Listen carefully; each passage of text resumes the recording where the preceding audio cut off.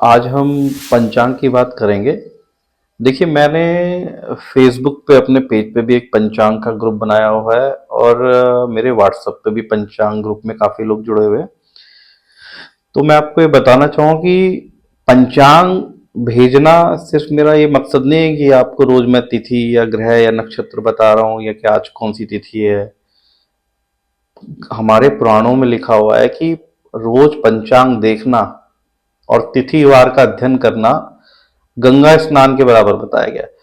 अगर आप किसी को पंचांग के बारे में बता रहे हैं और बता भी नहीं रहे और आपको या आप खुद ही पढ़ रहे हैं या किसी को भेज रहे हैं, तो ये मानिए कि डेली पंचांग देखना और पढ़ना ये गंगा स्नान के बराबर माना गया है। तो मैं आपको जो पंचांग व्हाट्सएप के माध्यम से या फेसबुक पेज के माध्यम से जो भेजने की कोशिश करता हूँ, उसका गंगा स्नान से बड़ा मतलब है। मैं खुद भी गंगा स्नान कर रहा हूँ और आप लोगों को भी गंगा स्नान करा रहा हूँ। तो पंचांग का बहुत अच्छा महत्व है इसके। और पंचांग के तिथि के हिसाब से और मुहूर्त के हिसाब से अगर आप कोई कार्य करते हैं तो ये मानिए कि उस कार्य का सक्सेस रेट डबल हो जाता है।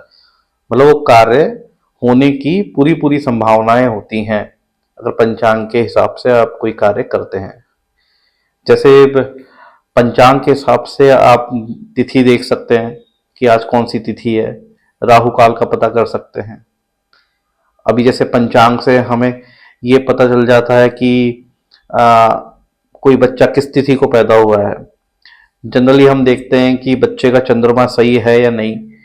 तो ये देखिए कि जो बच्चे शुक्ल पक्ष की एकादशी से कृष्ण पक्ष की पंचमी तक जो चंद्रमा होता है, शुक्ल पक्ष की एकादशी से कृष्ण पक्ष की पंचमी के बीच का जो समय है, उसके बीच में जो बच्चे पैदा होते हैं उनका चंद्रमा काफी अच्छा होता है।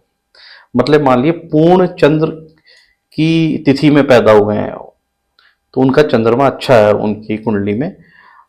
जो बच्चे कृष्ण पक्ष की एकादशी से लेकर और शुक्ल पक्ष की पंचमी के बीच में पैदा होते हैं उनका चंद्रमा क्षीण चंद्रमा माना जाता है। मतलब उसे थोड़ा अशुभ चंद्रमा बोलते हैं।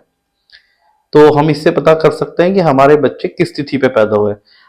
अगर उनका चंद्रमा क्षीण चंद्रमा में आ रहा है, शुभ चंद्रमा में आ रहा है, तो आप उनको चंद्रमा से रिलेटेड उपाय करा के भी उनके जीवन में किसी तरह की कोई मानसिक तनाव या परेशानी है तो आप दूर कर सकते हैं। वैसे और ग्रहों की स्थिति भी देखी जाती है, बट चंद्रमा का एक जो तिथि के हिसाब से जो एक सिस्टम है वो ये देखा जाता है कि अगर शुक्ल पक्ष की एकादशी से और कृष्ण पक्ष की पंचमी के बीच में बच्चा पैदा हुआ है तो उसका चंद्रमा बहुत शुभ है। और कृष्ण पक्ष की एकादशी से शुक्ल पक्ष की पंचमी के बीच में पैदा हुआ है तो उसका चंद्रमा अशुभ है।